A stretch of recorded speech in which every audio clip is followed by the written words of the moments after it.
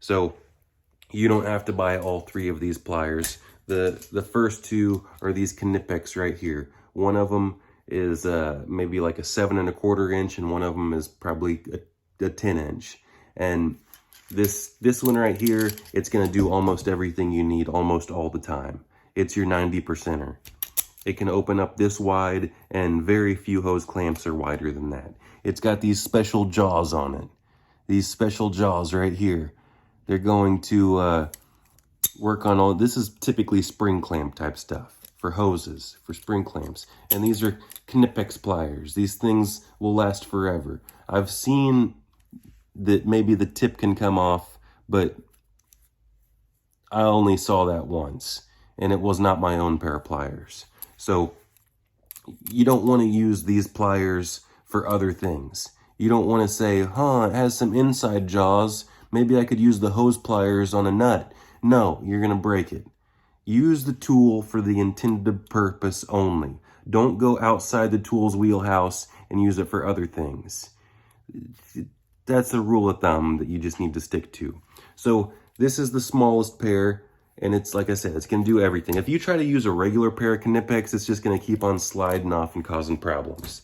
Now the next pair, it's going to do pretty much everything as well. Even though it's bigger and it's bulkier, it's going to still fit in most places, and it's going to have a larger capacity. It's going to be able to fit your big truck radiator hoses and so on and so forth. I don't know why all these companies prefer spring clamps.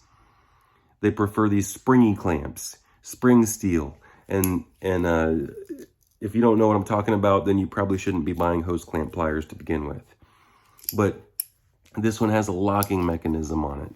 And it'll lock into place. With this little trigger, you can unlock it. So this is handy because you can grip a spring clamp and it'll stay there, and you don't have to hold the pliers at a certain position, and then you can wiggle it loose. Usually it's a good idea. You can spray a little bit of lubricant of some kind on there, but make sure it's not a lubricant that's gonna make the rubber swell.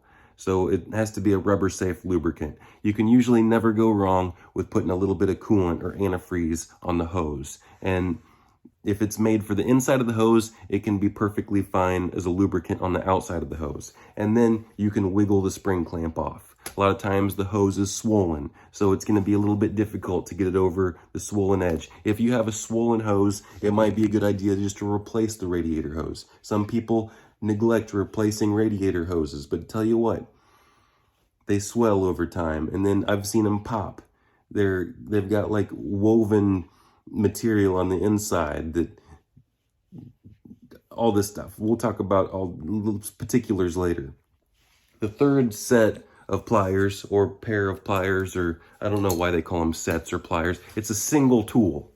The third single tool is this deal right here, where it's got a cable that operates it. And this is when you can't fit pliers back in close to the firewall, into the bell housing, into the heater hose and stuff like that. You got to have a special, you can't put this big bulky set of pliers in there, but you can put this little tiny hose clamp cable mechanism in there, and then you can squeeze this end right here.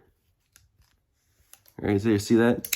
Cable operated, and you've also got a little lock on it. You got a little lock right here. So you can lock, and then that locks the little spring hose clamp into place. With this, the spring clamp gets fit between these two little pieces. Right there, those pieces grip the hose clamp. And then you're gonna have to hold this and wiggle it loose with this most of the time. But for most mechanics, you're gonna wanna at least have this pair and this small pair, and that will get the job done. Most of the stuff can be done with this small pair. And that's a hose clamp plier video, and we'll make better ones in the future. A lot of these probably aren't gonna be very high quality because I'm just gonna shoot for quantity rather than quality at the moment. And then whenever I do specific auto pairer videos, I'm gonna be honing in more on quality. We'll see what happens. Just eventually some videos will pick up and catch up. We'll see. Naptown Tuner, like and subscribe.